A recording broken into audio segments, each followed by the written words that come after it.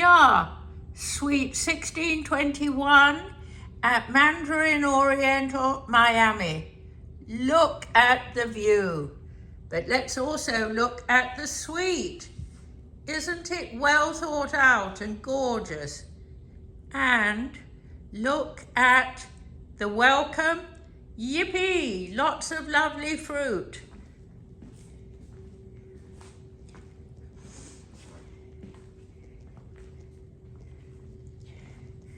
Ample water, my goodness. That'll keep me going. I think there's a half bathroom there, but let's go through to the bedroom.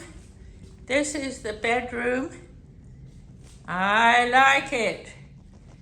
With a walk-in closet. There are sockets and things to the left of the bed as I'm looking at it, but only on the left side. Another window with more shipping out there, looking across to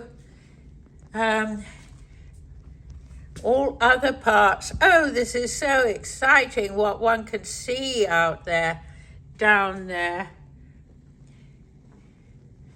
And here's the bathroom with a ceremonial bathtub and a big shower. I know I've got a yoga mat in the closet, they told me. This is very lovely.